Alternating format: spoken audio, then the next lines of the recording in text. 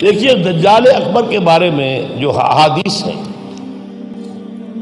ایک بات تو یہ کہ وہ کانا ہوگا ایک آنکھ سے، اس کے ماتھے پر لکھا ہوا ہوگا کافارا، ہر مومن پڑھ لے گا چاہے پڑھا لکھا ہو یا نہ ہو۔ وہ خدائی کا دعویٰ کرے گا، اور اس کی قوتیں کتنی ہوں گی ذرا نوٹ کیجئے۔ لا تزع قریۃ الا حبطھا فی 40 لیلۃ، مسلم شریف کی روایت ہے۔ پوری دنیا میں ایک ایک بستی کے اندر وہ گھوم جائے گا صرف 40 دنوں میں۔ کیسی سواری اس کے پاس ہوگی، کیسی صورت والی سواری ہوگی، اب تو کچھ اندازہ ہے نا۔ آخر ہماری فضا میں ظاہر بات ہے ہمارے ہوائی جہاز 24 گھنٹے میں گزر سکتے ہیں مشرق سے مغرب تک۔ نمبر 2، اس کے 2 کانوں کے مابین 80 گز کا یا 80 ہاتھ کا فاصلہ ہوگا۔ اس کے گدھے کی ماں بین حافر ہمارے ہی حافر آخر مسیرت یومین و لیلۃ، اس کے گدھے کی ایک قدم اور دوسرے قدم کے درمیان ایک دن رات کے سفر کی مسافت ہوگی۔ اب ظاہر بات ہے اس کا گدھا کون ہے آج؟ ہوائی جہاز۔ ینادی بصوت لہ یسمع ما بین الخافقین، کنز العمال میں بھی ہے، مسند احمد بھی حدیث ہے۔ وہ آواز دے گا ایک ایسی آواز سے جس سے مشرق اور مغرب کے درمیان سب لوگ سنیں گے۔ ہو گیا کہ نہیں؟ بش کی تقریر سب سنیں گے کہ نہیں؟ سخرت لہ انہار الارض واعصارها یامر السماء فتمطر والارض فتنبت، اس کے لیے تمام دریا اور پوری زمین کو سخر کر دی جائے گی۔ وہ جب حکم دے گا آسمان کو بارش برسائے گا۔ مادر ذات انج اکمہا، اس کو ٹھیک کرے گا، کوڑی کو ٹھیک کرے گا۔ یہ حضرت عیسیٰ والے معجزے ہیں۔ یحیی الموتیٰ، مردوں کو زندہ کرے۔ آج جو ہے کلوننگ اس جگہ تک پہنچ چکی ہے کہ آپ کے والد کی قبر سے لاش میں سے کوئی تھوڑا سا ٹکڑا نکال کر والد بنائے جا سکتے ہیں۔ یہ دوسری بات ہے کہ ابھی بحث چل رہی ہے، ہیومن کلوننگ کی کھلی اجازت نہیں دی جا رہی، لیکن آ گیا۔ ایک آدمی کو چیر کر 2 ٹکڑوں میں بانٹے گا اور پھر زندہ کر دے گا۔ وَيَبْعَثُ مَعَهُ یا یبعث معه الشیاطین علی صورت من قد مات من الآباء والامہات والاخوان فیاتی احدہم الی ابیہ واخیہ فیقول الست فلانا الست تعرفنی، اس کے ساتھ شیاطین جن کا لشکر ہوں گے، اور ان کی صورتیں وہ بنا دے گا لوگوں کے مرے ہوئے ماں باپ اور بھائیوں کی سی، اور وہ آ کر کہیں گے دیکھو میں تمہارا باپ نہیں ہوں، پہچانتے نہیں مجھے، میں تمہارا بھائی نہیں ہوں، پہچانتے نہیں ہو مجھے، ارے میں تمہاری ماں نہیں ہوں، پہچانتے نہیں ہو، یہ خدا ہے، اس کو کرو سجدہ۔ عام کفر و الحاد۔ اور ایک بات جو سب سے اہم ہے جو آج شروع ہو چکی ہے اور میں تفصیل بیان کر چکا ہوں، کائرو کانفرنس اور بیجنگ کانفرنس اور بیجنگ +5 کانفرنس، اور وہ بھی یونائٹڈ نیشنز کے تحت، آخر من یخرج الیہ النساء، آخر میں جو اس کی پیروی کے لیے نکلے گی گھروں سے وہ عورتیں ہوں گی۔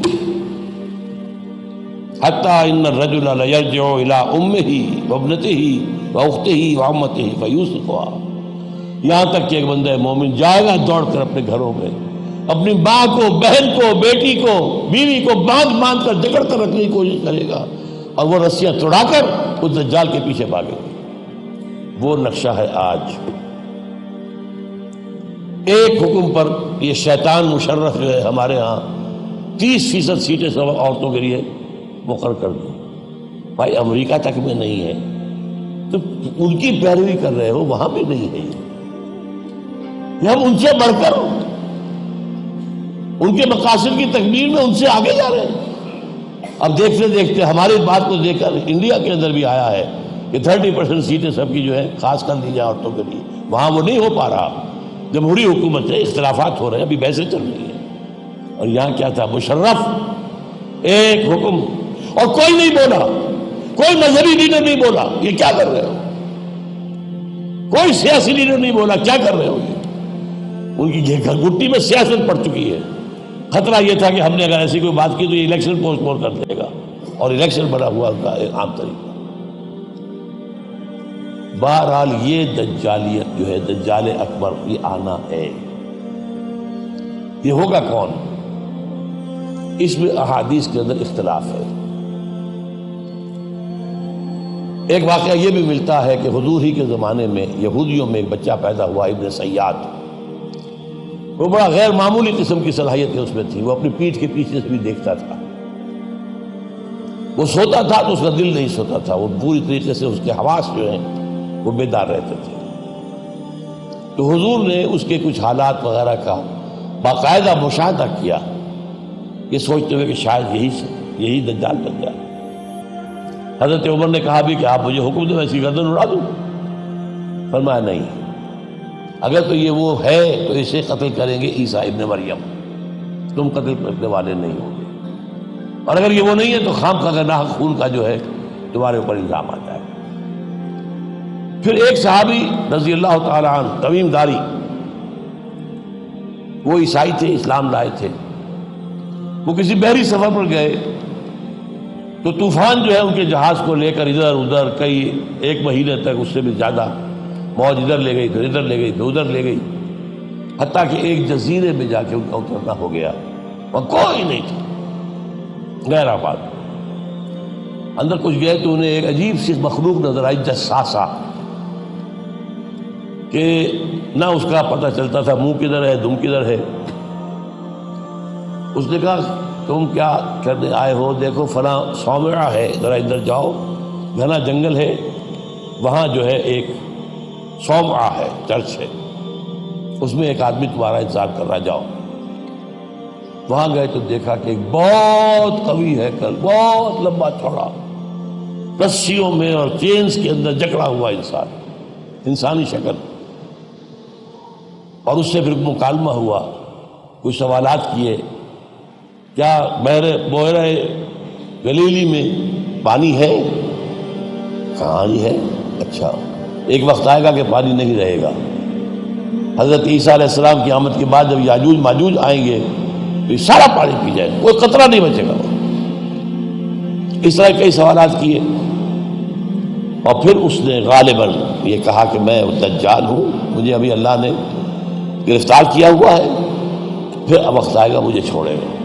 ایک روایت یہ ہے، جب حضرت آئے تمیم داری تو حضور نے پھر اعلان عام کرایا، مسلمانوں کو جمع کرایا، اور انہیں یہ سارا تمیم داری کا واقعہ سنوایا۔ ایک یہ بھی ہے۔ تو اب یہ کہ اس کے بارے میں یقین کے ساتھ فیصلہ کرنا کہ وہ کون ہوگا، میرا گمان یہ ہے کہ وہ وہی ہے جو ابھی اس صومعہ میں قید ہے، لیکن وہ کوئی جن ہے، انسان نہیں۔ عزازیل جو شیطان لعین ہے، اس کا کوئی بڑا جنرل ہے، جو کہ آخری وقت میں آخری امتحان کے لیے انسانوں کے اللہ تعالیٰ کی طرف سے اس کو چھوٹ دی جائے گی۔ اور یہ ہوگا حضرت عیسیٰ علیہ السلام کا جو حکومت کا دور ہے 40 برس اس کے آخر، اور اسے بھی پھر حضرت عیسیٰ علیہ السلام ہی قتل کرے۔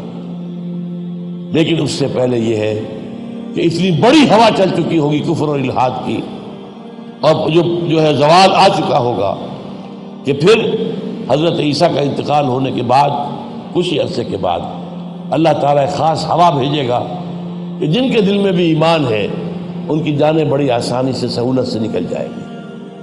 اب دنیا میں صرف کافر، فاسق، ملحد، مشرک، گناہگار لوگ رہ جائیں گے، ان پر قیامت کی ہولناک جو زلزلہ ہے، یا ایھا الناس اتقوا ربکم ان زلزلۃ الساعۃ شیء عظیم یوم ترونها تذهل كل مرضعۃ عما ارضعت وتضع كل ذات حمل حملها وَتَرَى النَّاسَ سُكَارَىٰ وَمَا هُم بِسُكَارَىٰ، یہ جو سختیاں ہیں یہ کفار پر آئیں گی، اہل ایمان پر نہیں آئیں گی۔ اب یہ ہے میرے اور آپ کے لیے انفرادی سطح پر تو فیصلہ کیجئے، ہم اپنے اندر سے دجال کو نکالیں۔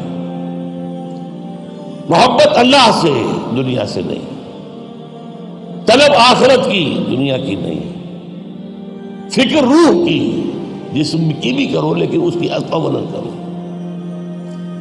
اور وہ نظام قائم کرو جس میں حقیقت اللہ کی ہو، جس کے معاشی نظام میں سے سود اور جوئے کو نکال کر باہر کر دیا گیا ہو۔ معاشرہ وہ ہو جس میں عفت و عصمت کی ویلیوز ہو، شرم اور حیا کی ویلیوز ہو، خاندان کا ادارہ مضبوط ہو۔ یہ سارا کام اجتماعی سطح پر، اور خود اپنے ایمان کو اتنا مضبوط کرو کہ اگر ہماری اپنی زندگی میں وہ دجال اکبر کے آنے کا وقت ہو جائے تو ہم اس کی سختیوں کو جھیل سکیں، برداشت کر سکیں، ان امتحانات میں سے گزر سکیں، اور ایمان کے اوپر ثابت قدم رہ سکیں۔ اللہ تعالی ہمارا مددگار ہو۔ اقول قولی ھذا واستغفر اللہ لی ولکم ولسائر المسلمین والمسلمات۔ صلی اللہ علی محمد